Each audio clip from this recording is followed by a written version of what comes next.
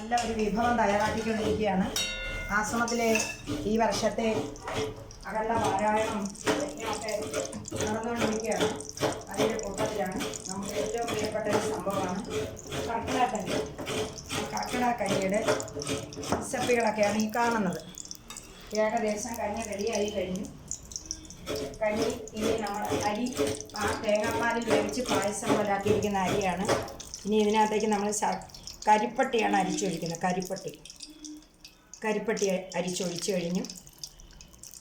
ഒരുപാട് ഔഷധങ്ങൾ ഈ കരിപ്പട്ടിക്കകത്ത് തന്നെ കലക്കിയിട്ടുണ്ട്. 10-12 ഔഷധ കൂട്ടുകൾ ഇതിനകത്ത് തന്നെ ഉണ്ട്.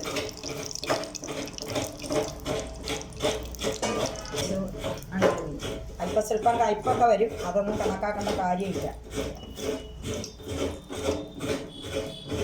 10-12 കൂട്ടം ഔഷധങ്ങൾ കഴിഞ്ഞു കഴിഞ്ഞാൽ മതി.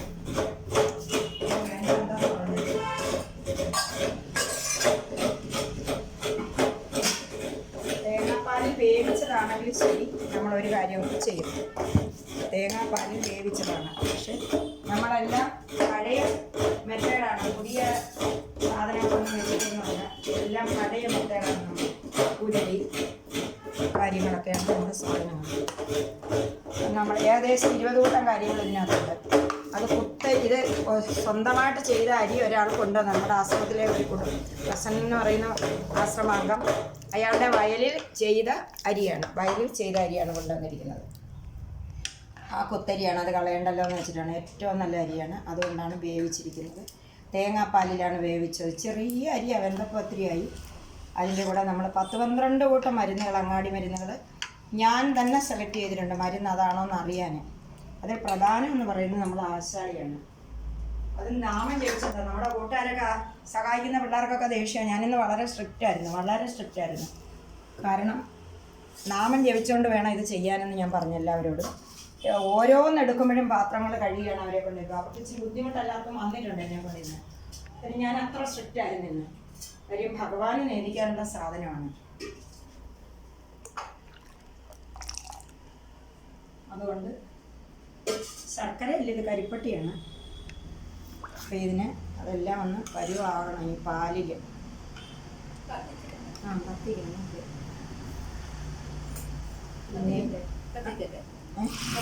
അതല്ല കത്തിക്കണ്ട, ഇപ്പുറത്ത് ഞാൻ പിടിക്കാം. നീ ഒന്ന് എനിക്ക് 1 മിനിറ്റ് സാധിച്ചു.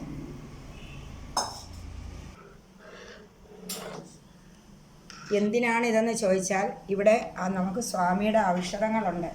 നമ്മൾ ആയുർവേദ ട്രീറ്റ്മെൻ്റ് ഉണ്ട്. പാൽ അത് മാറ്റി വെക്കാം, അത് തലപ്പാലാണ്, ഞാൻ പറയാം. ഒരു പാലും കൂടെ ഉണ്ട്.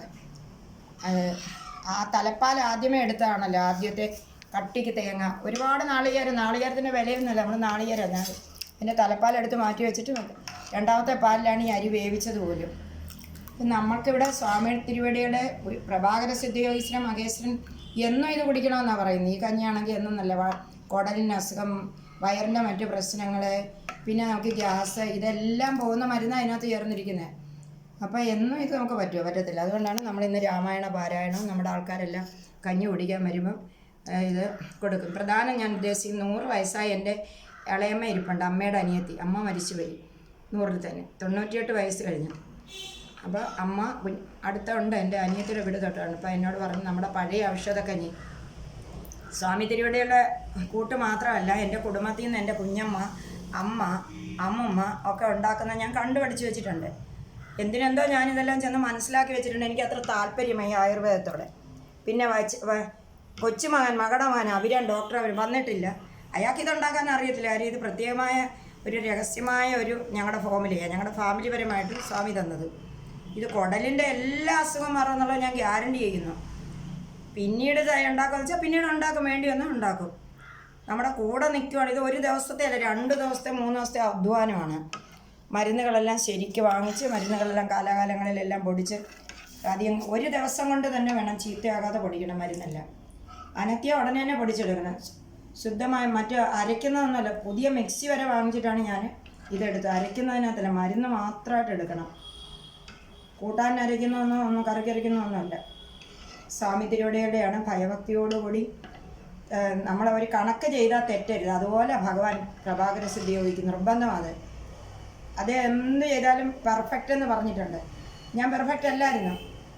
ഇപ്പം അദ്ദേഹത്തിന് ഞാൻ ആലോചിക്കുക, അച്ഛൻ്റെ അടുത്ത് നിന്ന് ഒരു സമയം വരിക്കച്ചക്ക ഒരാൾ കൊണ്ടുവന്നു. അത് ഞാൻ ചോളയെല്ലാം കൂടെ പറിച്ച് അവിടെ കൊണ്ടുവച്ചപ്പോൾ സ്വാമി എടുത്ത് മാറ്റി വെച്ചിട്ട് പറഞ്ഞു, മേലാൽ ആർക്കും ഇതുപോലെ കൊടുക്കരുത്. അവധൂത ഗുരുവായ പ്രഭാകര സിദ്ധി ഇതൊന്നും ഉപദേശമാണ്. ഇനി അത് കൊണ്ടുപോയി കുരുവെല്ലാം കളഞ്ഞ് ചെറുതായിട്ട് അരിഞ്ഞ് നല്ല ഭംഗിയായിട്ട് ഒരാൾ എങ്ങനെ തിന്നും അതുപോലെ ദേവന്മാർക്കും കൊടുക്കണ്ടേന്ന് പറഞ്ഞു.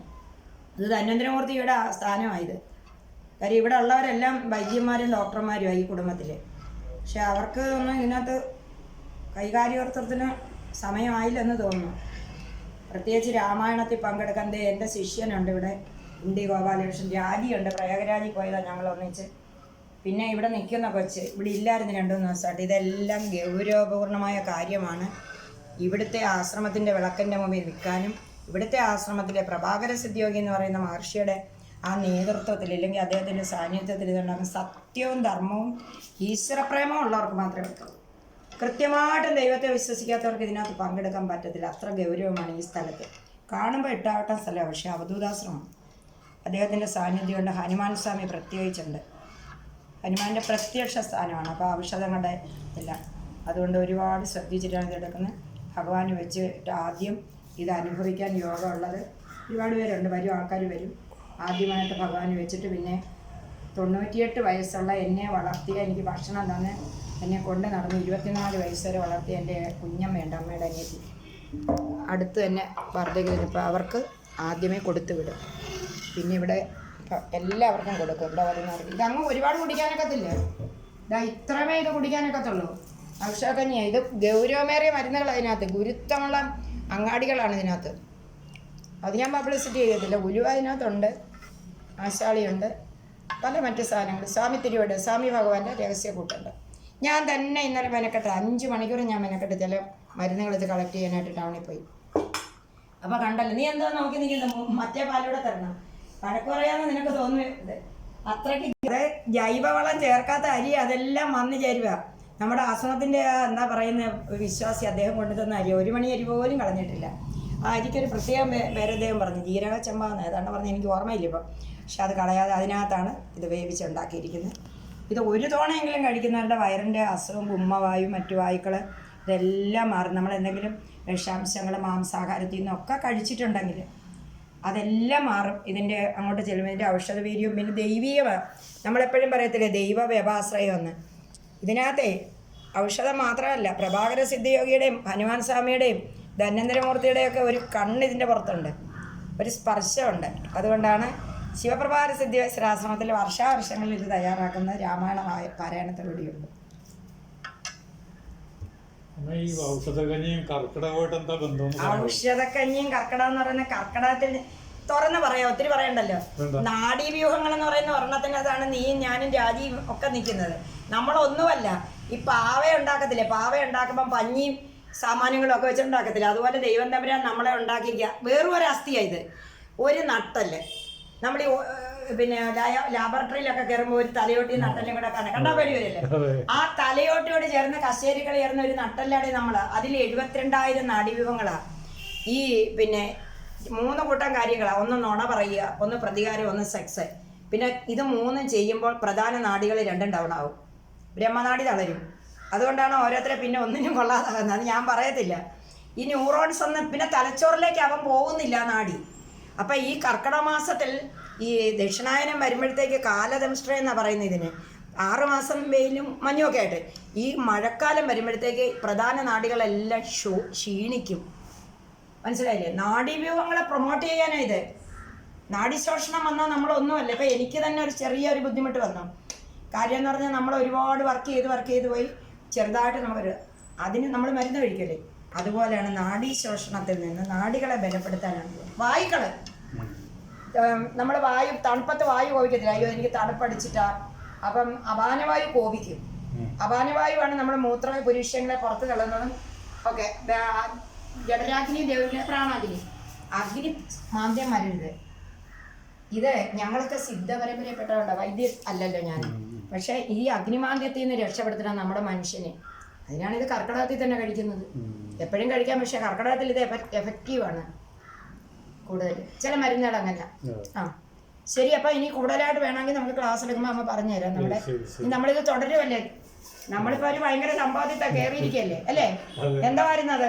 പിന്നെ എന്താ പറയുന്നത്? ഇൻഫിനിറ്റ് ട്രിപ്പിൾ തെറാപ്പി എന്നാണ് ഡോക്ടർ സ്മിത പേരിട്ട് തന്നത്. ഓ. ഞാനും പേരിട്ട് ഇൻഫിനിറ്റ് എന്ന് ഞാൻ പേരിട്ടപ്പോഴത്തേക്ക് ഇൻഫിനിറ്റ് ട്രിപ്പിൾ തെറാപ്പി, ശബ്ദ ചികിത്സ, യോഗ ചികിത്സ, പിന്നെന്താ ഫിസിയോതെറാപ്പി, 3 മനസ്സിലായില്ലേ? അന്നേരം പറഞ്ഞുതരാം. ഇപ്പം ഇതിങ്ങനെ നിൽക്കട്ടെ, കഴിക്കണമെന്ന് തോന്നുന്നല്ലേ?